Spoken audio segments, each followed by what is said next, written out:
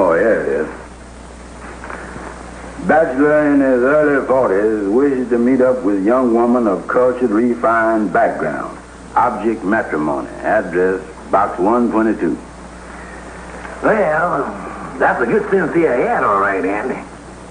But the thing I don't understand is, if you was really interested in getting married, why'd you have to take out an ad in the classifieds?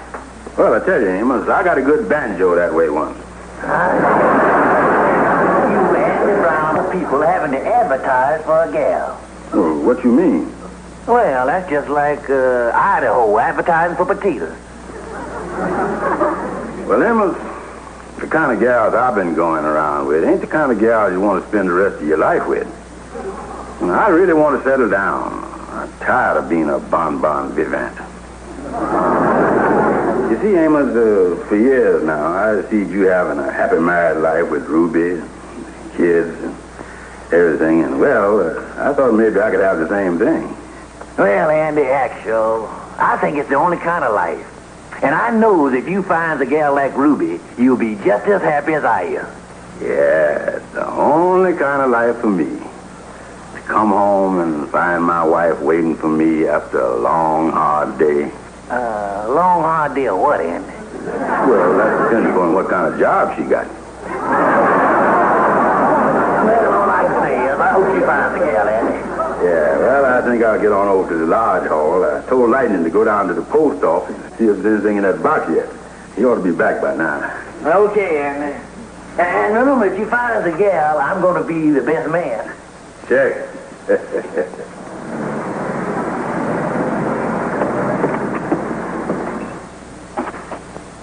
Oh, hi, Brother Andy. Hi, Kingfish. Say, I just dropped by. Did Lightning pick up in the mail on that box number yet? Yeah, he brought in some mail, Andy. I got it in my office here. Oh, good. Yeah, Lightning said this is just the first delivery. Yeah, they're really panting for you, son.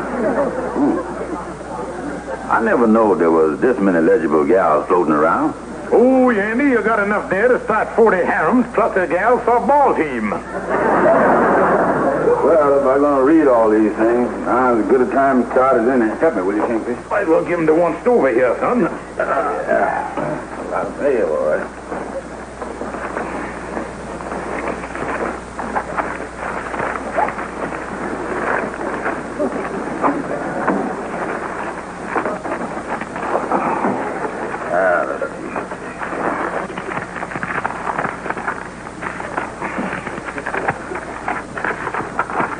You're one here, Andy, and the gal say, dear sir, I'm including my picture. Because I had been told that I had the type of face that men dream about. That's it. Well, one good thing about dreaming about this gal, when you wakes up, she ain't there.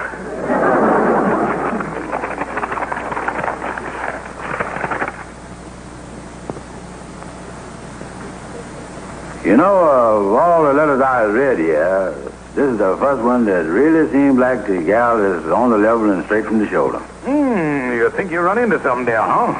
Yeah, listen to this part. I am interested in matrimony with the right man. All I want is real affection and companionship. You will probably hear from girls more prettier than I am, but none that is more sincere in wanting to make a happy home for the right man. Here's a picture.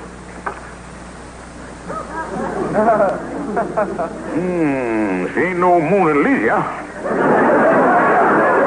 This is the first one that hit me. You know, I'll go over and call on her tonight.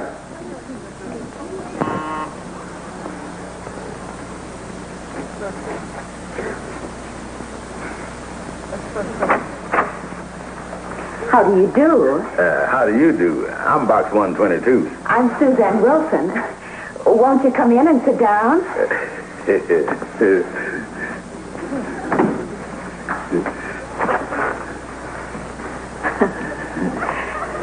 You know, I don't even know your name. Oh, Andrew Brown. Andrew Hogg Brown. Well, I'll just call you Andy. Yeah, well, they ain't called me Hogg for 20 years now. You know, Suzanne, when you come to think of it, it's pretty romantic. You looking in the classifieds for a man and me and you getting together like this. Yes, it is. Tell me, how you happen to pick out my ad? Well, it was sort of an accident. I was looking in the ads for a used gas range. Oh, you see, I needed a stove, and I was looking in that column, and my eye caught your ad in the next column. Oh, well, to make sure we get everything straight, I ain't got no gas range enough. Oh, Andy. You know, it's so strange the two of us being here together like this. After all, we don't know the first thing about each other. Well, let's set aside the next few weeks and find it out. Oh, I brought these for you. Oh, thank you. She loves me. She loves me not. She loves me. She loves me not. She loves me. Hey, fellas, look. She loves me. Well, Andy, calling to Mother Nature, you ain't got nothing to worry about. Yeah, I'm crazy about her, Kingfish. Well, Andy, I gotta say one thing. This is the first time I can ever remember you falling in love with a gal that didn't have no money. Yeah, well, she's flat as a pancake, all right, but money ain't the important thing in this romance. Well, Andy, when you think about competition, I'm going over tonight. And boy, I sure hope she accepts me. well, Andy, don't worry about it. If she turn you down, remember, you got 3 sacks on open mail over in the office.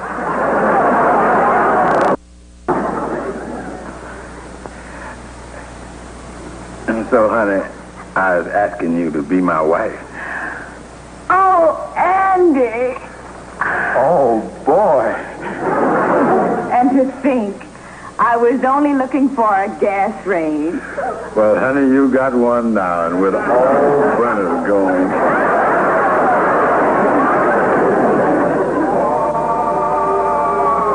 He's a jolly good fellow, for he's a good fellow, for he's a jolly good fellow. Truly nobody can deny.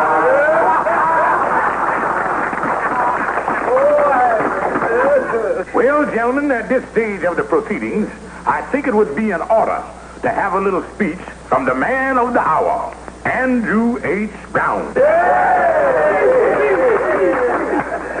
Well, fellas, you're kind of rushing things with this bachelor dinner here. Because, as you know, the wedding date ain't for another month yet. Well, we just trying to give you time to get your trousseau. But seriously, fellas, I am the happiest man in the world. And on behalf of me and my bride-to-be, Suzanne Wilson... What's the matter, Brother Thompson? Well, nothing. Nothing at all. Well, like I was saying, the world, and one of the luckiest. Yeah, I was the happiest man in the world. And one of the luckiest. Yeah, I was the happiest man in the world. And on behalf of my bride-to-be, whom I think is above reproach, I can say once again that I think I was the happiest man in the world. There's an undercurrent here that's upsetting the groom. And what's being whispered about, I think, should be brought out in the open. Well, it's nothing, Kingfish. Really nothing. Well, if it ain't nothing, what is it? Well, I'd rather tell Andy in private. Will you step in here a minute, please, Andy?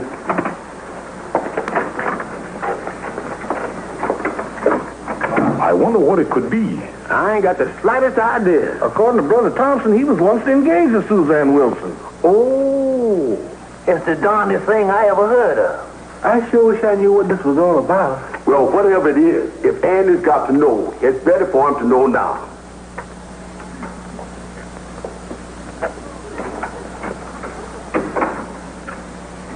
What is it, Andy? Boys, I don't know how to say this, but Brother Thompson here just gave me some shocking information that may throw a monkey wrench into the whole nuptials. Well, what is it, Andy? Suzanne Wilson, my bride-to-be, needs $375 worth of dental work.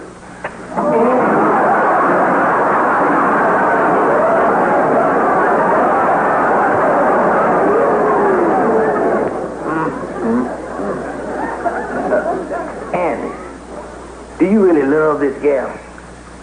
Yeah, but $375 is a lot of money I'd have to pay out, ain't it? Well, you see, there ain't no doubt about her needing the dental work, Andy. No, Kingfish. I went up to see her last night after the dinner and took a box of chocolate-covered nuts on purpose to see what would happen when she bit into one. You see, she jumped, huh? Yeah, and grabbed her cheek. I asked her if she had any trouble with her teeth, and she said she needed some dental work but didn't have no money to pay for it. Well, that's one of them things you got to expect when you get married, Andy, to have to pay bills like that. Yeah, and some women are pretty foxy about keeping their expensive ailments quiet until after they're married. I can remember what happened when I married Sapphire. Well, what was that? Well, I didn't find out till later, but the day before the wedding, she had an appendix attack. No fooling.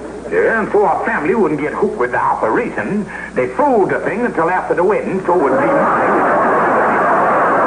Tell me, when did you find out that she had appendix trouble? Well, it was at the reception. I was dancing with her with my arm around her, and all of a sudden, my fingers got frostbit. Frostbit, huh? Yeah, and then when she thawed out, it cost me $300 to have her appendix out. Wow. Look, Kingfish, what happened with you and Sapphire ain't got nothing to do with this. The thing I keep wondering about is why our brother Thompson knows so much about this whole thing. Well, Amos, he was engaged to himself about 4 months ago, and one day when he's up visiting her, he accidentally run across a set of her dental x-rays. And when he see them, he broke the engagement right then and there. That brother Thompson on his tools, all right. I didn't know the boy was that sharp. Well, Andy, you got to come to a decision. And besides, Brother Thompson likes to exaggerate, you know. Yeah, I'm going to check on that, Amos. But I asked Calhoun to go and get the x-rays from him. He still got them. And then we can actually see how much work she needs. You gonna see how much work she needs? Well, not me, but Calhoun used to work as a dental assistant. He knows how to read them things. Oh, I tell you, I give up, fellas. If this is any way for anybody to enter into matrimony, then there must be something wrong someplace. Goodbye. That Amos, so cocky. Always walking around here with his nose in the air just cause he got a wife that's in good condition. Another angle.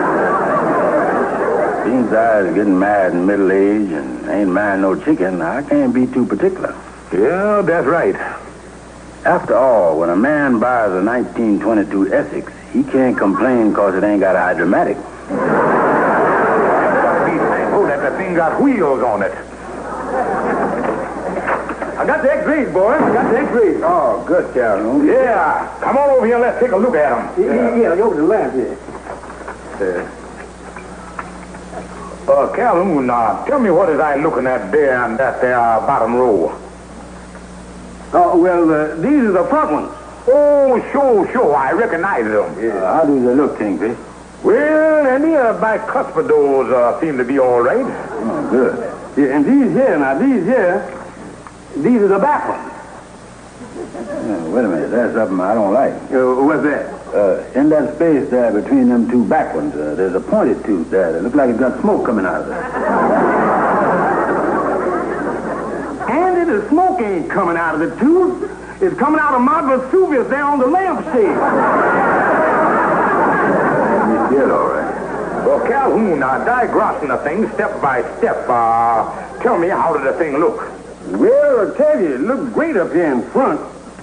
But when you start traveling toward the rear, past the 4-year molars, you was in wide open country. Oh, bridges back there? Bridges, viaducts, and gentle paving. Well, now, boiling it down to dollars and cents, how you think Andy gonna come out? Well, I tell you, I think Brother Thompson was about right. This job gonna cost anywhere between $300 and $400. You know, I tell you, fellas, Whilst we was talking there, the thing that's still the most important to me is the fact that I love Suzanne. Ooh, still crazy about her, huh? Yeah, and I've been thinking. I ain't gonna let $300 or $400 stand between me and a life of happiness. I'm still gonna marry her. Well, now, that makes sense to me, Andy. Yeah, and as long as I'm gonna have to pay for it anyhow, I might as well to tell her to go ahead and have the work done so after we're married, she won't have to bother with it. Yeah. Maybe it ain't no sense holding off long as you're gonna marry her anyhow. Yeah, I'm going over there right now and tell her to proceed with the work. Well, Andy, that's a good investment. If she's like most wives, you'll find out that the mouth is the one thing that she uses the most. Oh, man.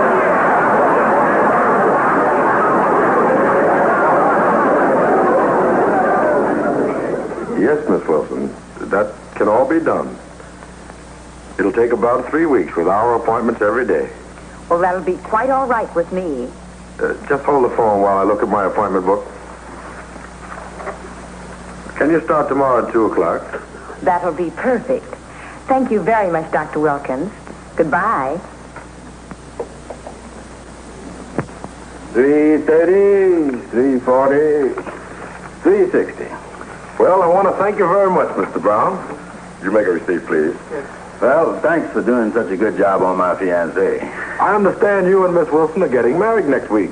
That's right. As a matter of fact, I'm having my second bachelor dinner tonight. Second bachelor dinner? Second? Yeah, well, you see, the first one ended up on a bad note, so the large brothers are giving me another one.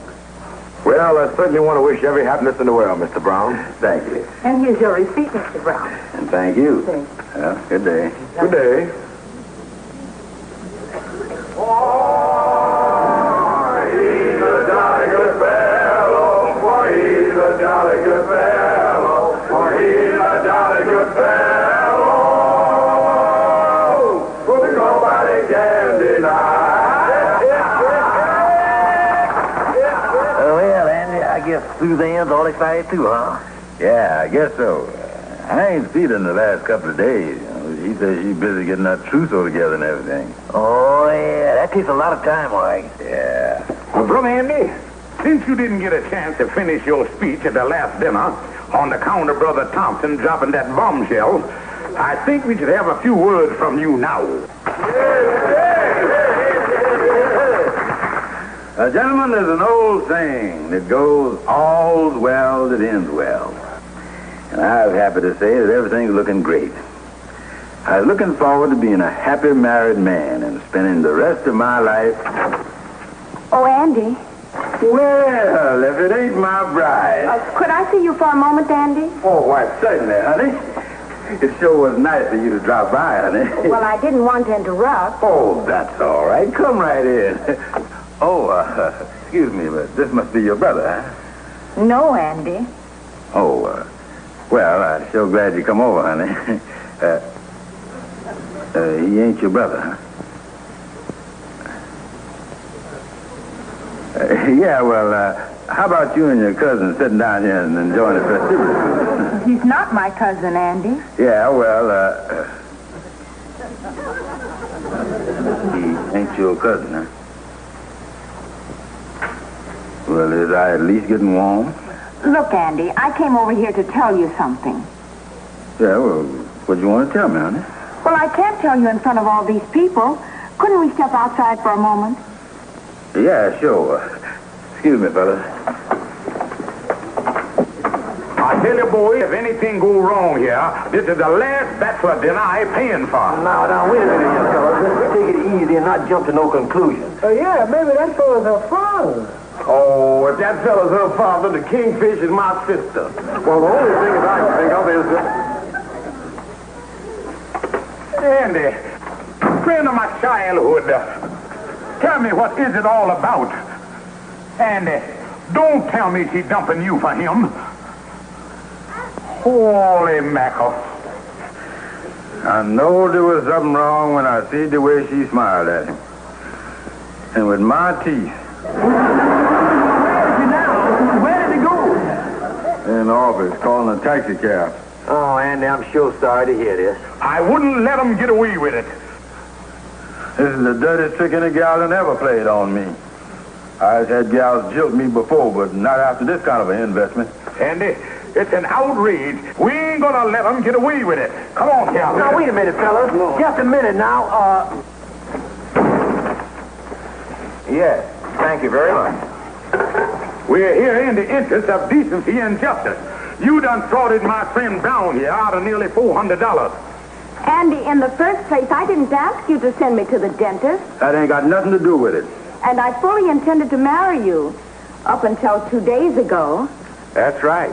Suzanne is an old sweetheart of mine. And we ran into each other the other day for the first time in 5 years. And, well, we fell in love all over again. That's the truth. Well, if you was going to marry her, you was got to reimburse me for them choppers. Listen, I had nothing to do with this. What do you mean you had nothing to do with it? My friend Brown here paid for them teeth, and you gonna marry the gal. You gonna get the benefits and don't want to pay. Well, what about it? Well, it's just like a man filling up his gas tank and then having somebody steal the car. Well, I'm sorry, but I don't know anything about this dental work. God, let me tell you something, Bud. You try to get away with this, and there's gonna be trouble.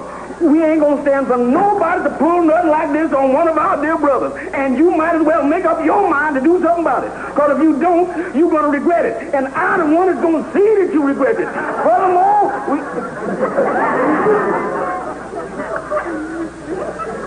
I don't see no sense in me losing my teeth over somebody else's. All I know is 2 weeks ago I had a gal and $400, and now I ain't got nothing. Andy, I wonder if I could see you outside for a minute. Oh, Amos. Oh, please, Andy, come on. All right. Look, Andy, you fighting a losing battle. Well, I've been gypped, Amos. Listen, Andy, this is just one of them things that happen in life. And after all, if Suzanne and this fella's in love, there ain't nothing much you can do about it.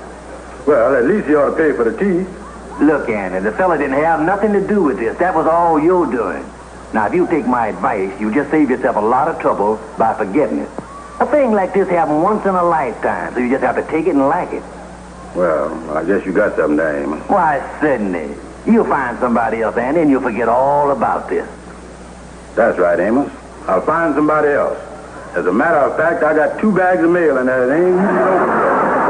Plenty of gals in there that I could go for if you want to marry me. Sure, Andy. You'll find somebody else. Yeah, well, I better get everybody out that office and start digging again for my wife.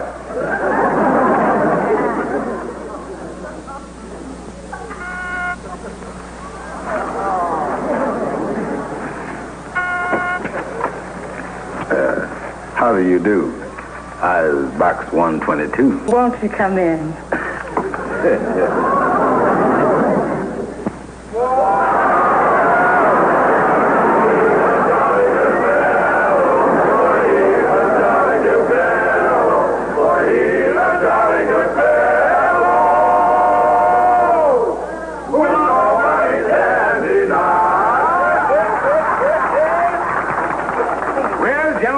Gathered here for the third and I hope the final bachelor dinner for Andrew H. Brown. Yeah, because if I see another chicken croquette, I'm going to start to cackle. Can we have the usual speech, Andy? Yeah. Gentlemen, after all these years, I finally found the one gal in all the world for me. Is this gal got good teeth, Mr. Andy? Yeah, that's the one thing I made sure of, fellas. One time when she was yawning, I done counted them. All 32 of them. They're perfect. They ain't a filling in them or inlay. Yes, sir. I think I hit the jackpot this time. And fellas, I want to thank you for this bachelor dinner you've given me. And I want you to know that I was the happiest man in the world. And,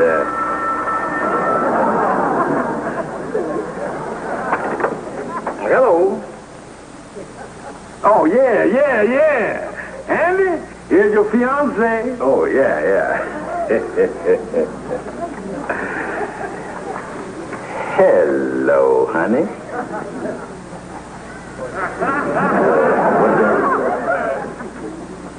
Is I got $600. For what? Wait a minute, honey. Tell me slow. What is it that you done dropped out of your mouth onto the floor and broke?